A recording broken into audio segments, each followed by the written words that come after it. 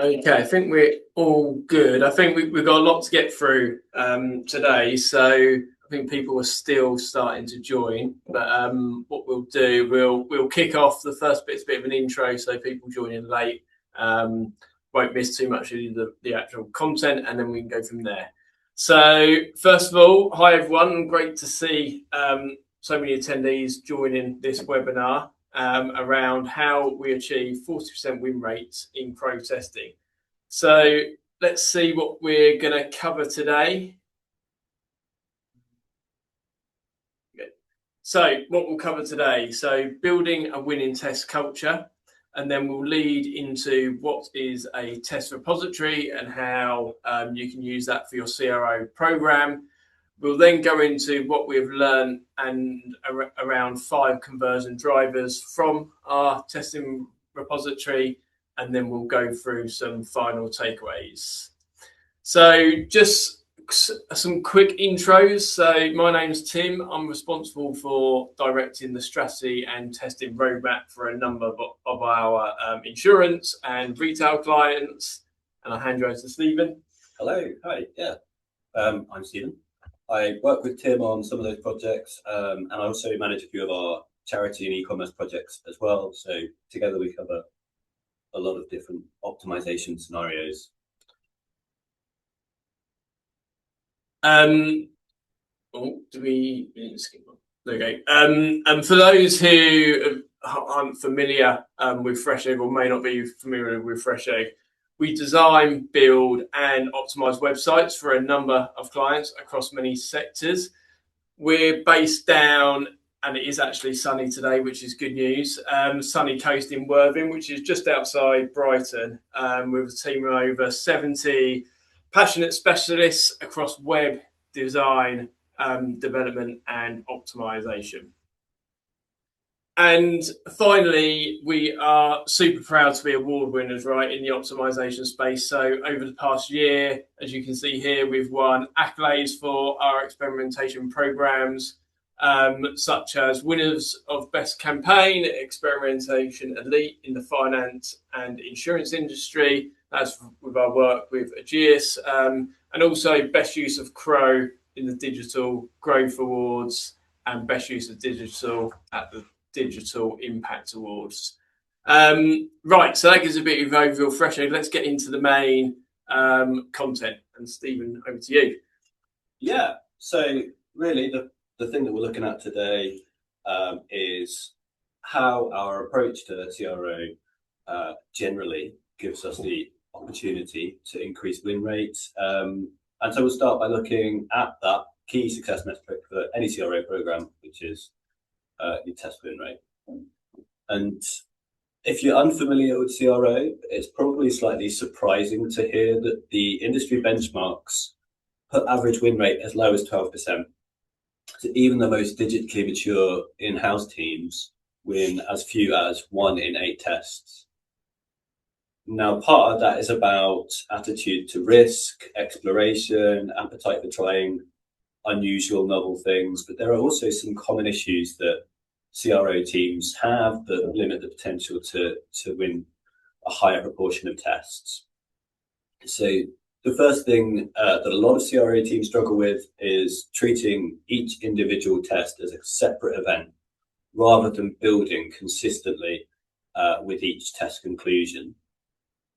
Connected to that point, a lot of teams abandon even really good ideas after one test that doesn't demonstrate uplift. And that often happens because there isn't a strong enough evidence base for the test concept in the first place. So that then leads us to the third issue, which is a lack of qualitative evidence. So at Fresh Egg, we would never launch a test with our fingers crossed, just hoping that it works. Really, launching a test is the final piece in a relatively forensic process. And that high bar for evidential basis means that we're not likely to just abandon a test if we don't get the result that we're hoping for. And then the fourth issue is a tendency to approach testing on a tactical rather than strategic basis. For the best possible win rate, your roadmap should reflect a broad direction of travel in the development of a website. And that means that the opportunities that you discover compound over time. So when those sorts of issues become systemic, experimentation teams start grasping at straws, and that's when win rate starts to decrease. Thanks for that, Steve. I think that was really interesting, gives you a good background on win rates. So how do Fresh Egg achieve much higher win rates? So let's go through just a few key areas of this. So firstly, it's through deep research and insight. So whether that's quantitative analysis and qualitative research should be at the heart of a testing program, right? So linking that back to making sure we are optimizing user problems. Quant analysis is a great starting point, right, to understand where users are struggling within your conversion flow. And then the extra insight and important information we have found is to understand the why behind the friction, and that's achieved through qualitative research methods. We'll go into this a bit more later on, but user testing, such as moderated and unmoderated, are really great ways to delve into a user's behavior to understand what motivates users and, importantly, what may be missing or causing friction in that journey. Additionally, there's heat mapping tools, which are also a really great way to understand what is a user's focus or why friction is being seen on certain areas of your website. Secondly, user-centric design is critical to achieving high win rates in CRO testing because it ensures we're solving real user problems rather than making those surface level changes. So when experimentation focuses on reducing that friction, increasing clarity, building trust, or even like strengthening motivation, the impact is much more meaningful and consistent. And then this approach shifts testing from guessing which interface tweaks might work, delivery proven by behavioural drivers, significantly in the probability that a test will actually win. Thirdly, is something that was highlighted earlier, actually. So, and we'll go into a little bit more detail later, is around iterative testing. So, I suppose on this, curiosity is king when it comes to iterative testing. So it's essential to achieving high win rates in CRO because meaningful optimization rarely happens in a single step. Each experiment builds on previous learnings, allows teams to refine those hypotheses, narrowing what works, and progressively reduce that uncertainty. So by treating testing as a continuous learning loop rather than a series of one-off experiments, ideas become stronger and essentially more focused and more likely to succeed, which from our experience here at Fresh Egg really does contribute to those higher win rates and higher testing velocity. And finally, the piece of the jigsaw, I suppose, that is missing from many optimization programs and what we'll focus on a little bit more granularly today is testing repositories. So a test repository is fundamental to achieving high win rates in CRO because it turns individual experiments into that cumulative learning piece. So by centralizing hypotheses, outcomes, insights into a structured and searchable way, teams can start to identify patterns, avoid repeating low impact ideas and testing, and also prioritize tests with a higher probability of success. So before getting into repositories and conversion drivers from our repository a little bit more, Stephen will take you through research, design, and iterative testing in a little bit more detail. Oh, yeah. So as Tim just described, we're going to elaborate on those first three areas for a moment because that's the more day-to-day type processes that are really important to how we do optimization. And I see Tanya has put a comment on the chat about an echo. So if that's something that people are experiencing, maybe we just move some bits around and hopefully it's not too bad. Yeah, hopefully you can still hear what we're saying. Yeah. It's not too distracting.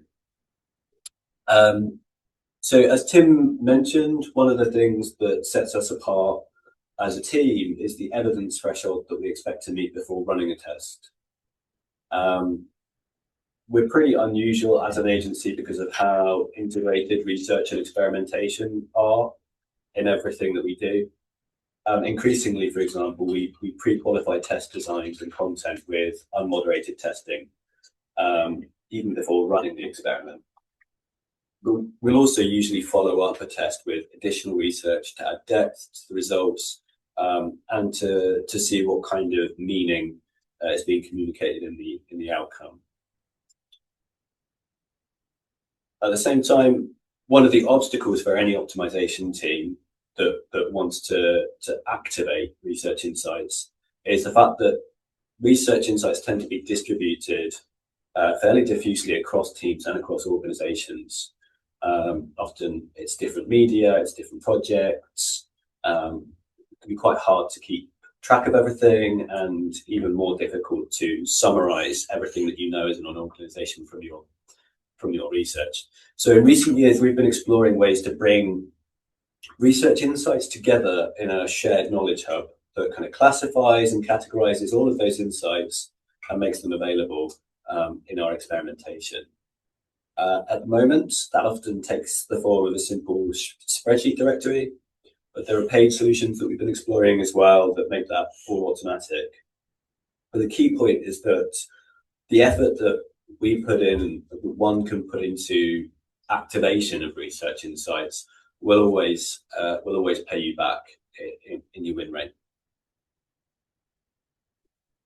Then, alongside the value of deep research and the closeness of our relationship between research and experimentation, we also spoke about how important the design aspect of experimentation is to the success that we've had. So we're fortunate to work together with a team of UX designers. If they weren't designing tests, they'd be designing websites. Really experienced team, and that's incredibly valuable to us for several reasons.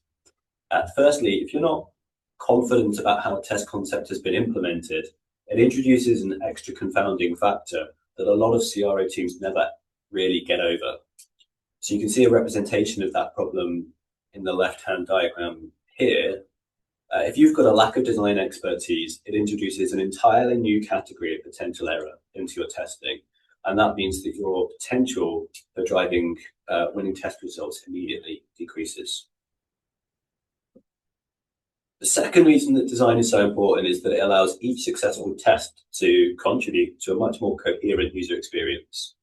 So because we work within a design system, winning test variants can be implemented without feeling like new content or functionality has just been bolted on.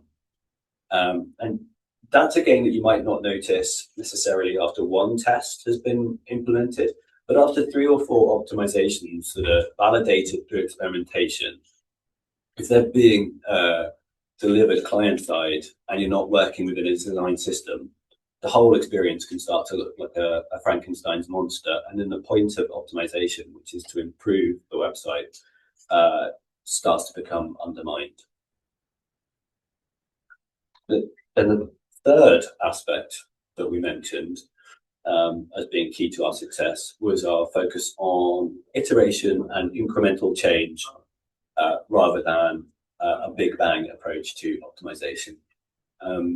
And I was very interested when looking through our repository to find out that version 2 tests in our backlog have a far higher than average win rate, which makes sense when you think about the granularity of the insights that we're uncovering during the process of running a test, and when you consider how high the evidential bar is from our point of view to running a test.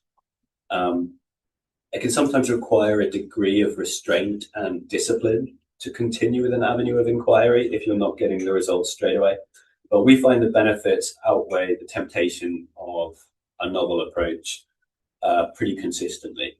So iteration and step-by-step progress for us is a real cornerstone of the success we've had. Yeah, definitely. Cheers, that Stephen. So we touched on repositories earlier as one of those 4 areas, but this section will give you more insight into what they are, and most importantly, why they are fundamental to a CRO program based on our experience and our knowledge. So I suppose, first of all, what is a test repository? So, as details here, it's a centralized database containing all your organizations or teams, experiments, information that you've tested over time, right? So, basic testing repositories start with key information from every experiment that has been run, so such as hypotheses, live dates of when the test ran, whether that's the primary KPI and the results. And you can also layer in, so audience the test was targeted to. And these are a really great starting point, but this can be taken a lot further by enriching the insight of each test even further. So, what else can go into enriching your insights and testing program in a repository to make it the most powerful it can be? I won't go through all of these, but a few of the main ones are around, so UX dimensions. Every test should be tagged against the behavioral driver it's addressing, whether that's trust, motivation, clarity, friction, etc. This is what allows you to identify those patterns over time. So instead of asking, did this test work? You can now ask, how often does this type of behavioral intervention work? And that's where predictive power comes from, and where win rates for our clients, which we've done, have really started to soar. Other ones around like uplift and significance, so capturing percentage change, statistical significance, and revenue impact just allows you to compare the strength of different ideas. And over time, you can see which of these drive meaningful uplift. Another one is around page type. So that helps you understand where certain drivers are most effective. So, for example, on this, trust signals might be critical on checkout pages, for example, while motivation might be more powerful on those PPC landing pages. So categorizing by page type helps you avoid applying the same solution everywhere. And we'll get into this and an example of this a little bit later with the conversion drivers. And then finally, another one I'm going to touch on is test size. So there's often, I think, a perception in optimization and CRO that bigger changes equal bigger uplifts, but that's not always the case. Sometimes small friction reducing adjustments actually outperform large redesigns because they target a very specific behavioral barrier. Tracking this in a test repository will obviously help answer these questions in more detail. So, what are the main benefits of starting a test repository? So they can be categorized into four main areas. So centralized source of truth, enriched test insights, speeding up decision making, and experimentation culture. Let's just take a look at these benefits in a bit more detail, and within that we can show you how these can actually help an optimization program. So the first benefit that we'll look at is what we talk about when we talk about centralized source of truth.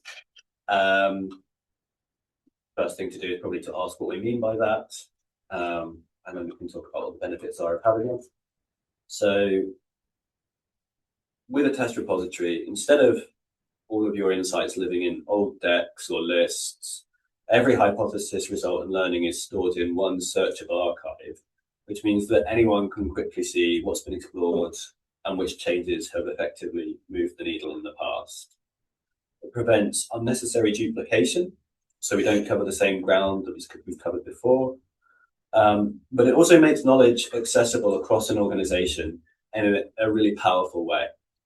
So when everyone can see the evidence behind key business decisions, key web development decisions, that transparency builds trust, it improves collaboration, and it becomes part of how the whole organization grows. There are lots of tools out there that we use to build test repositories. Airtable is one, Monday is another one. it's not necessarily about the tools that you use. It's just about committing to having a centralized repository, archive, searchable index that makes all of your insights accessible, whoever needs to find them.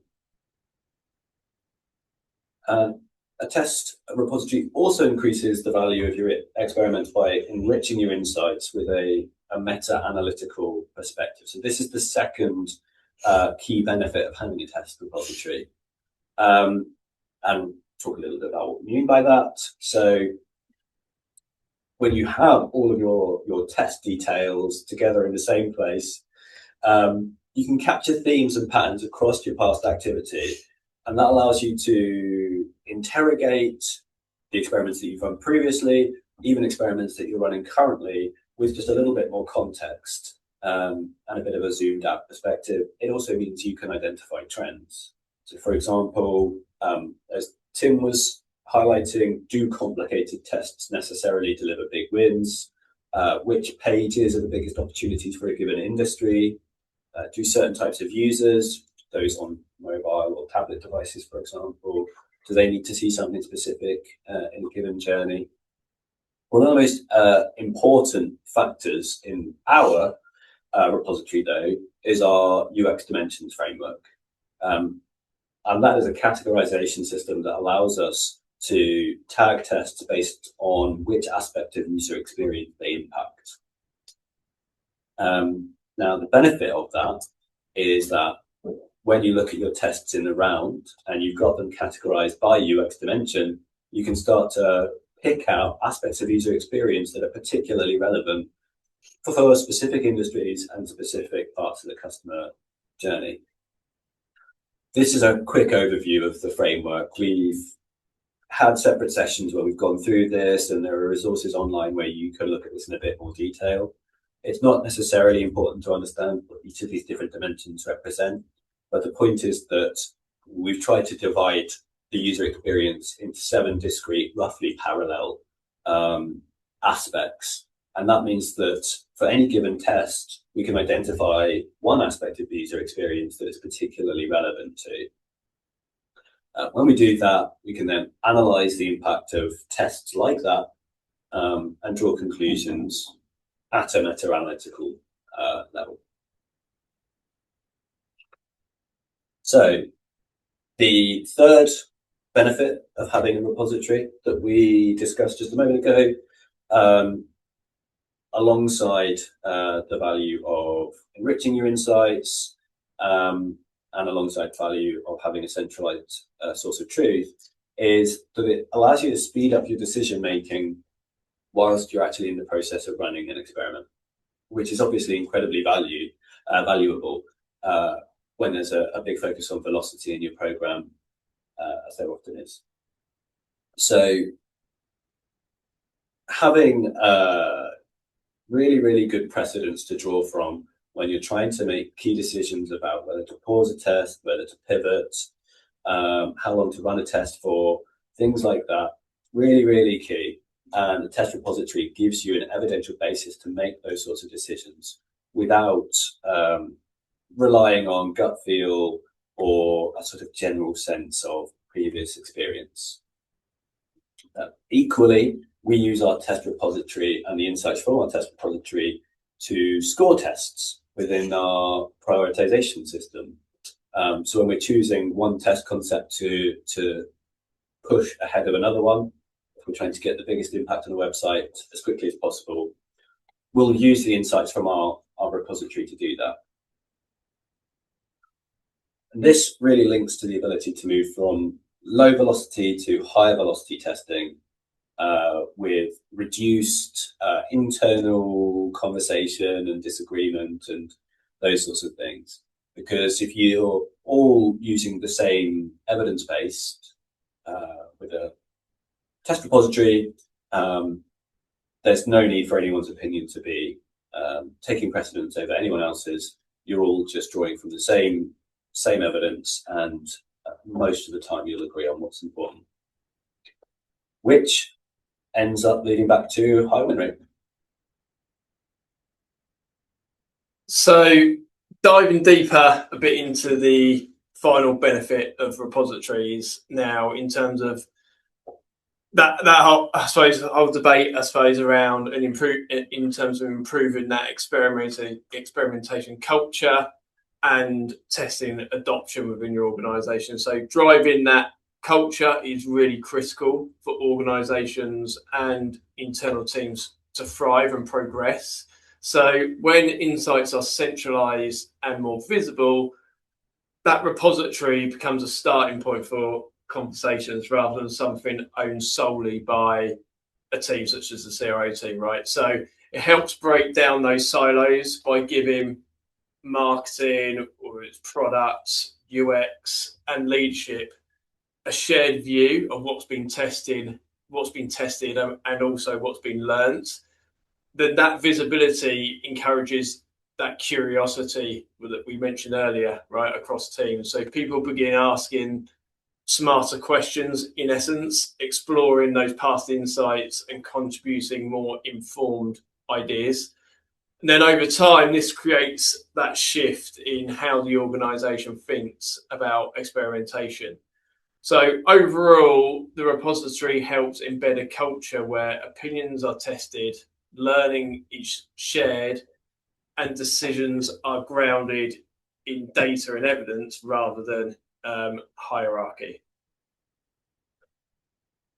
And as Stephen mentioned, all these benefits help drive that increased win rate, right? They all ladder into improving your win rate across your organisation or across your CRO team. So now it's time to showcase what we've learned at Fresh Egg from our repository, spanning many industries and testing insights. So through years of experimentation and logging every outcome through even further insight, which we looked at early in terms of all those dimensions and so forth, we're building behavioural intelligence. So over time, that allows us to identify those recurring behaviours, those universal conversion drivers, and sector-specific trends that normally would be pretty impossible to see if those tests were treated in isolation. To showcase this, we've sliced and diced our repository, which has identified 5 emerging trends. I mean, this is just 5 of many emerging trends, right? But these are some of the key ones that are coming out.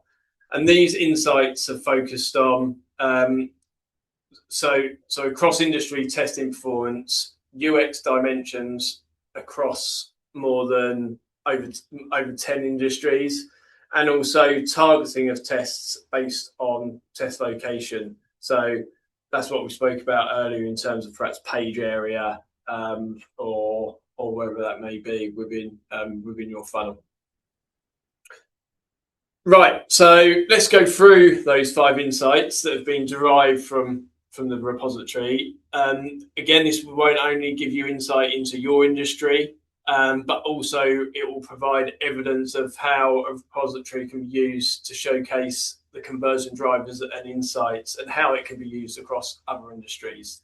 So first of all, Stephen will kick off with motivation and clarity. Yeah.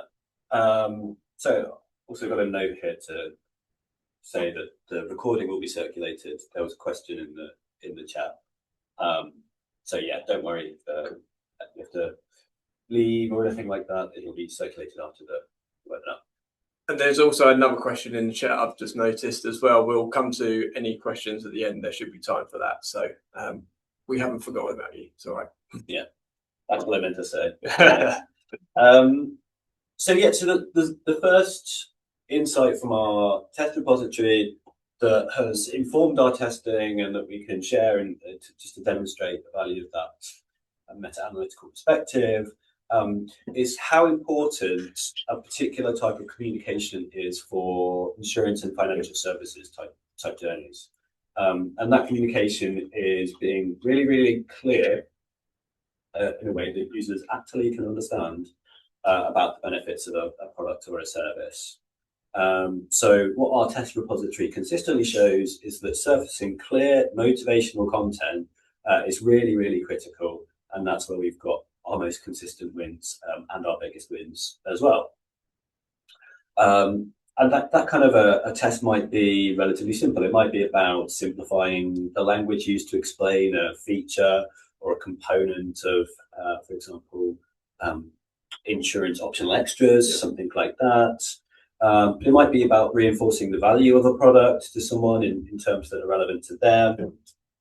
These sorts of interventions have consistently outperformed other types of content updates, not just across insurance and financial services, but generally within insurance and financial services. This category of tests for us has won 41% of the time, which is just a huge win rate when you consider the industry benchmark. So yeah, one of the really nice things about having a repository, like we didn't mention earlier when we were listing the benefits, is that it allows you to identify these key conversion drivers, which then means that you can use that to choose which competitor experiences you benchmark as particularly relevant examples. And because we've identified the clarity of this motivational content as a really key element in financial services journeys, we've also identified competitors that we really like to focus on when we're thinking about a journey. And Moja Car Insurance is a really good example of that. That's a competitor that we often look at and we had a lot of interest in. The reason being that they use really simple design principles to great effect, driving home the benefits of their product in a way that means you can experiment really, really nicely with motivational content. And then we've taken that example partly from Moja, partly from the insights from our repository, and we've applied them to tests in relevant industries and with relevant clients. So working with a major pet insurer, we applied something similar, highlighting 3 key benefits at the penultimate stage of the quote to buy journey. Trying to make sure that they were front of mind at a really critical part of that process. And it generated a 6% increase in policy sales, a statistically significant result we were all really, really proud of. And then obviously we've added that result to the repository, and then it goes back into reinforcing our understanding of how that type of content works in this industry. But equally, once you've identified that dynamic as being particularly fruitful in one area, in one vertical, an additional benefit of having a test repository is that you can then think about applying that in other contexts, and that can lead to some really creative and interesting ideas. So in e-commerce and retail, for example, those same sorts of content adjustments where motivational copy is applied at the point of purchase, they can be applied in a different way, probably closer to the basket page, purchase process, those sorts of things. And that can make a really big difference, particularly in really competitive spaces.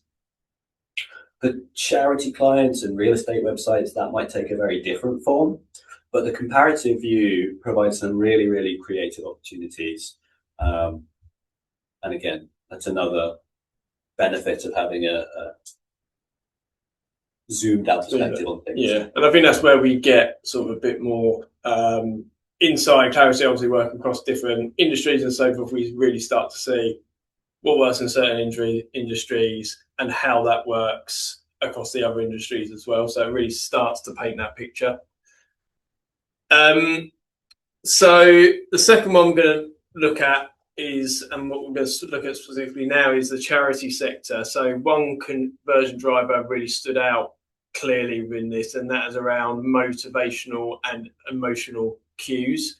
So charity decisions are rarely purely rational. They're driven by empathy, impact, and that personal connection, right? So when experiments focus on reinforcing that emotional connection and motivation, such as the impact of a donation, the difference regular giving makes to the charity or the tangible outcomes supporters enable, they consistently outperform more tactical design changes. So from our extensive testing across multiple charity organisations, we've seen that experiments centred on that motivational emotional cues deliver the highest success rate. And in fact, 1 in 2 of these tests result in a statistically significant uplift, significantly higher than that industry average. So this tells us something important, right, in the charity sector, that optimization isn't all about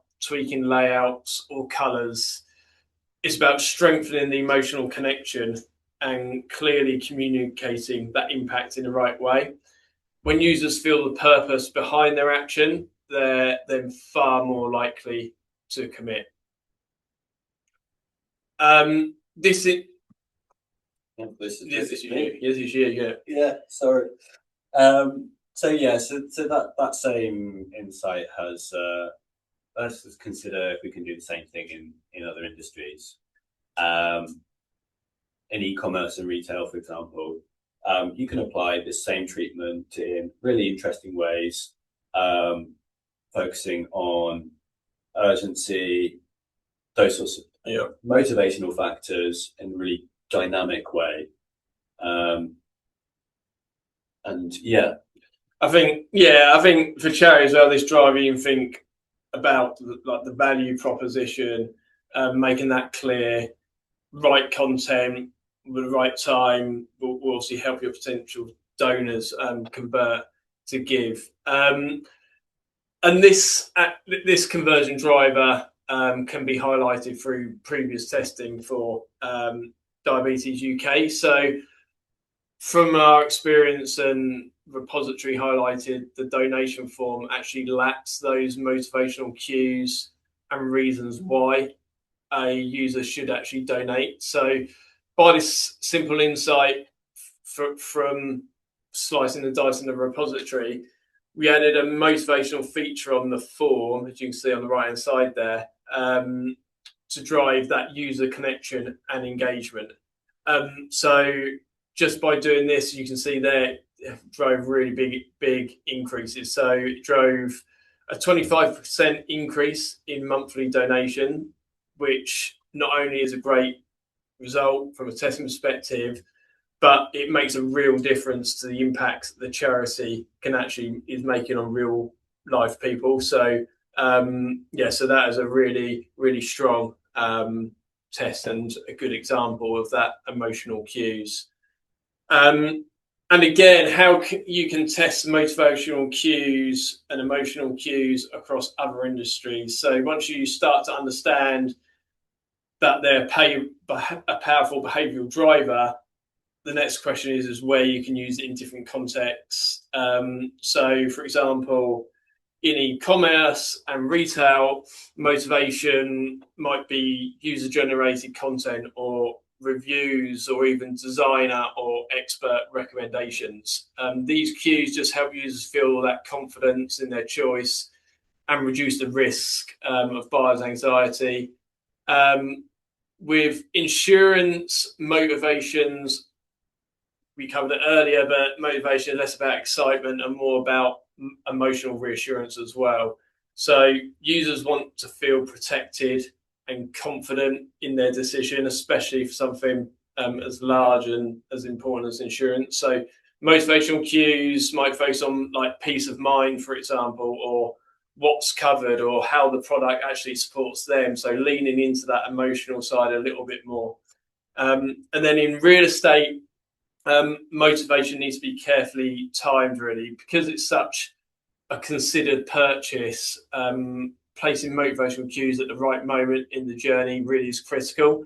That might be on, say, perhaps there's an inquiry form or where users are deciding whether to commit, or whether that's earlier, perhaps in the journey when they're first looking into properties or developments, and when they're still really in that exploration phase, which with slightly lower intent. Yeah. So the third conversion driver that we want to talk about that has emerged from our analysis of the test repository is how important trust and social signals are as pieces of content for online checkouts. And this is actually not particularly sector specific. It could be retail, it could be financial services, travel, charity, any of those things. But the actual checkout / payment stage, it tends to be where hesitation peaks. Users are obviously about to make a big decision. And they're also about to commit to a relationship with the website. They're going to share personal financial information, and that naturally increases anxiety. So what we found repeatedly, and our test repository consistently shows this, is that tests focused on building trust at this stage in the journey can drive really, really significant increases in conversion. This can be done in lots of different ways. So adding visible trust signals is probably the most obvious. We've explored adding secure payment badges, reassuring copy, but also much more in-depth technical descriptions of exactly how we're providing that security. So highlighting data protection technology, and really going into detail about the reasons that a customer has to trust a particular online payment journey. Across this type of test in this particular area of websites, we've had the highest win rate of any subsection within our test repository. Actually, about 57% of tests like this have been winners, which is really, really remarkable. It suggests that in general there may be a design opportunity or a slight design deficit in this aspect of online experiences. These are not only high leakage pages, they're incredibly high opportunity pages, and our test repository demonstrates that there's an opportunity that is just consistently available for anyone with an online journey to optimize that aspect of the experience. Because I think on that as well, you have users which they've gone through the journey, that I suppose they feel as though they're confident enough to purchase at that point in the journey, right? And it's just pushing them over the line a little bit more. So if you've got high leakage there, it's definitely an area to look at. Yeah, which demonstrates that there can be an interplay between the analytical research that we do before a test with the repository, and you can have a little bit of a kind of discussion between those different types of insight. Yeah, definitely. But yeah, it's something that strikes us repeatedly is how much of an opportunity that presents to lots of different types of clients. And here you've got an example just down with three bullet points about how that can take shape, what sort of things you can do on payment pages and checkouts to increase that confidence and that trust in the process. And I think we've also got an example of how we've applied that practically in one of our experiments. So this test for another insurer, it highlighted the buy with confidence aspect of the journey that's empowered by TLS. So it was something that we looked into, providing a little bit of detail, and just surfacing that detail is incredibly powerful.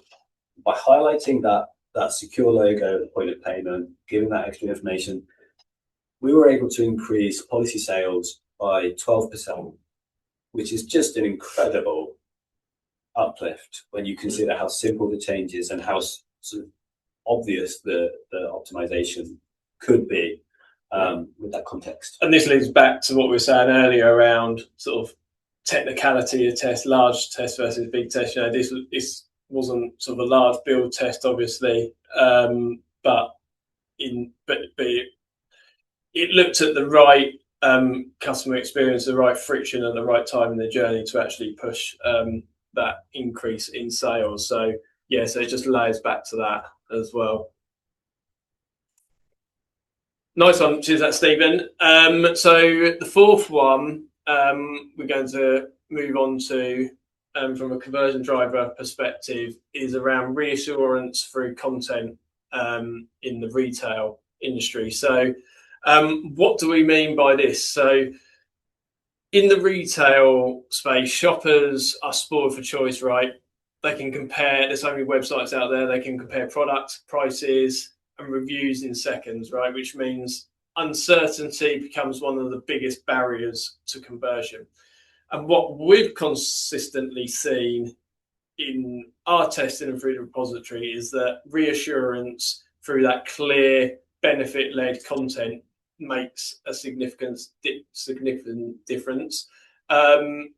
Clarity can be the difference between adding to basket and abandoning in the journey, right? It's as simple as that. Whether it's those clearer product benefits, better explanations around delivery and returns, which are always a big one within the retail and e-commerce space, or simplifying how options are presented, reducing that ambiguity really drives action. So, and our test repository is proving insights for e-commerce on how reassurance can drive success. So, benefits added within e-commerce basket. So, adding benefits at the right point in the user journey, pushing them over the line to sale. So, this is seen with increases in conversion across tests of around or up to 12%. Quick view functionality, so the ability to preview products in retail with reduced friction. And also we've seen success through like featured products. So recommended products in retail has really been seen to move the needle by tailoring the experience based on a user's previous viewing behavior. And this is seen increases up to 17% in sales.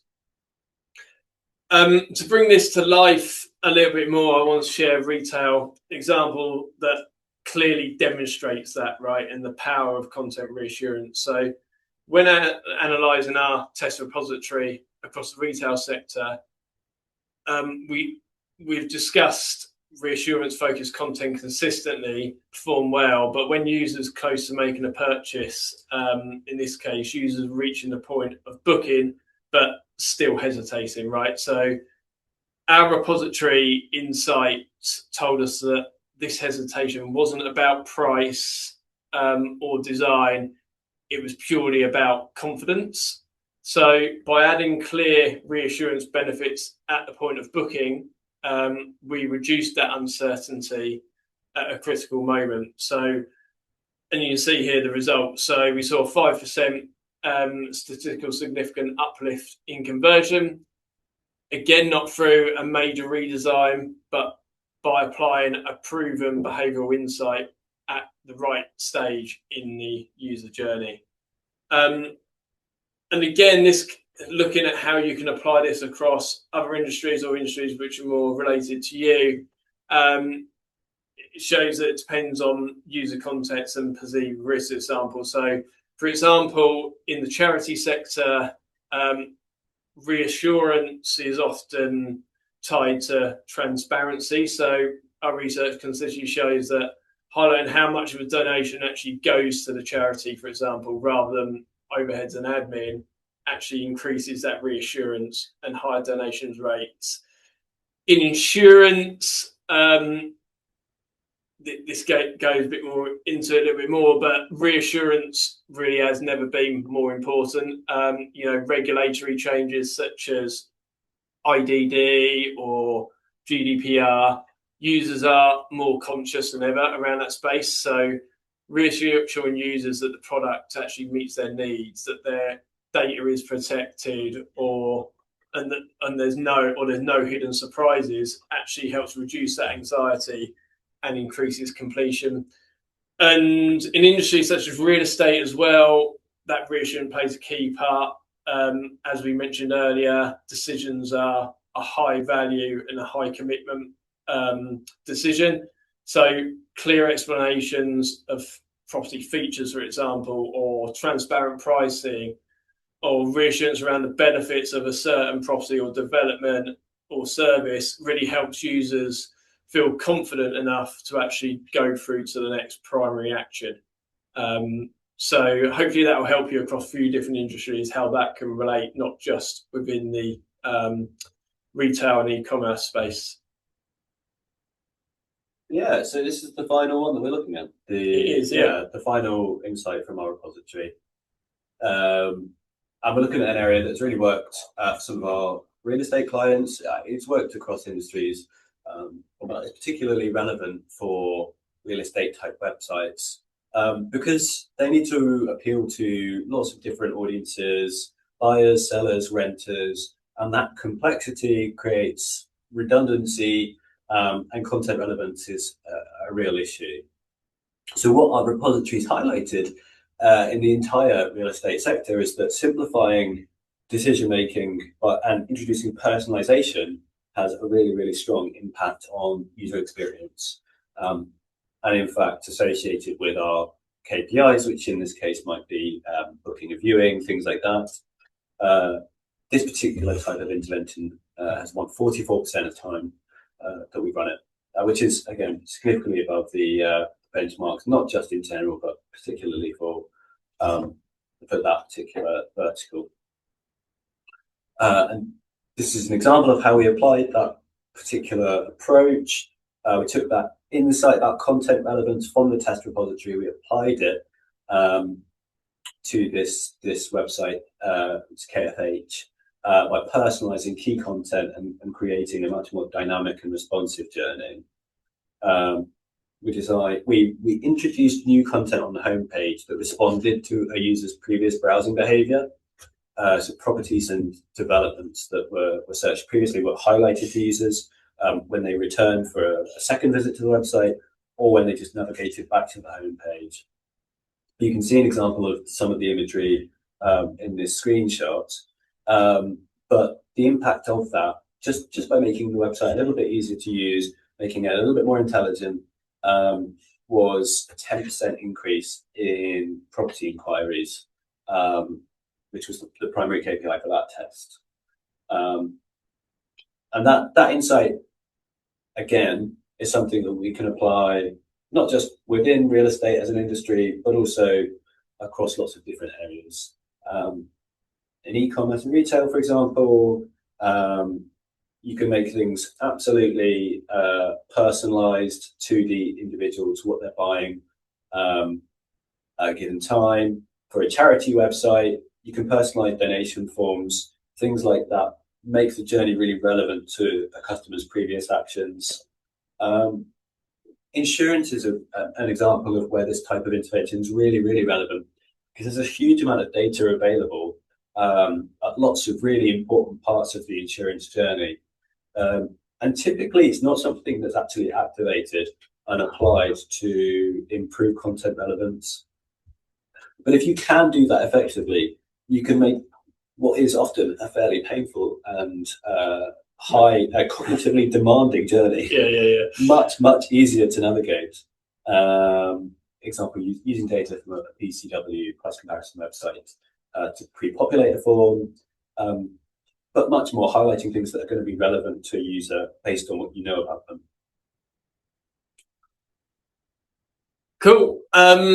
So they were the 5 conversion drivers. So I just want to wrap up really the final takeaways, and then we'll go to any questions and see there's one in the chat. But just from a conclusion perspective, right, repositories in essence changed the game in a number of ways for your optimization team and programs. So it helps move away from that opinion-led testing to that evidence-based testing.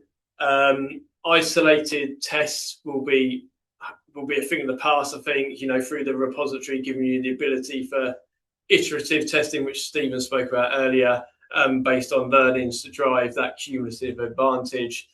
Siloed learning then moves to that compounded learning and a centralized source of truth, with all insights being accessible and actionable across teams, squads, and stakeholders. And decision making will become easier, so increasing that test velocity and ultimately win rate. And ultimately, culture, structure, and insight will all help improve your win rate. So just a quick reminder of our 5 conversion drivers there, which we went through just in a simplistic form. So motivation, clarity, motivational cues for charity, checkout trust, reassurance for retail and e-com, and then personalization for real estate. But as we showed, elements of those can be used cross industry. Before we move on to questions, we also wanted to highlight some resources that may be useful that are available on our website, freshegg.com. So we've got the dimension framework, which Stephen mentioned earlier. So that's always a good read. If you're interested in sort of behavioural science and psychology, from a charity perspective, Why People Give is a really good white paper to have a look at. There's an Insurance Unleashed one, which would be useful for insurance and financial services. So that's a proven playbook around insurance brands and touches on some of those dimension frameworks and how you can secure more conversions. Along with, there's a blog on today's content as well that hopefully will go up within the next few days on the Fresh Egg website. So I suppose, first of all, Stephen, I would just like to say a big thank you for all your time today, taking an hour out of your day. I know everyone's really busy, but we just really hope that this has been really useful and has something actionable that you can take out from it. If you do have any questions, if you pop them in the chat, we can. We've got 5 minutes now, I think, just to look at those. If we don't get time, then we can get back to you offline as well. But I see there is one from William around what are you classing as win rate at Fresh Egg? So considering iterative testing is key to wins, this will naturally increase testing velocity, therefore reducing win rates in many cases. Keen to understand if you class wins as experiment, hypothesis, met number of experiments. So at Fresh Egg, from a win rate perspective, in a winning test, we usually class from a 90% statistical significance rate. So from a win rate perspective, that's how we're classing that. So the test has to be statistically significant, and there's certain benchmarks we kind of throw within that. I think importantly as well, when you go on around, when you mention around, increasing test velocity, you'll have a natural reduction in win rates. That's ultimately true to a certain extent, but also what we tend to find as well is that the more we test, the more we learn, the higher win rates we get, right? So just again, that's linked to what Stephen was saying earlier around that iterative testing, version 2, version 3, we get to see higher win rates around that. So ultimately, it's around having a statistically significant result, but when you're increasing your velocity, it's making sure that you're leaning with the right tests and the right iterations, which will ultimately keep that win rate high. I don't know if you got anything to add, or have I dropped you in it there? I think that's basically right. I mean, so there's an interesting question, which is if you've got a secondary KPI that a test wins for, and it doesn't necessarily win for the primary KPI, how do you log that, and how do you calculate that in terms of win rate? So for the purposes of this analysis and in general, win rate for us is based on the primary KPI, which is not to say that we disregard interesting results on a secondary KPI. We log that separately within the repository, but it just wouldn't count towards our overall win rate. And those can sometimes be some of the most interesting insights as well. So it's important to make sure that there's lots of different types of analysis and tracking when you implement a test. It's always a bit of an investment of time and effort. So when you can get those supplementary insights, it's really valuable. I think that's the only question But as always, if any of you guys do have any further questions, pop them across to us and we can have a look. But again, thanks a lot for your time. Hopefully that was really useful, and most importantly, that it's something you can potentially action within your teams and within your organisation. That's it. Okay, thanks for joining, everyone. See you later. Bye.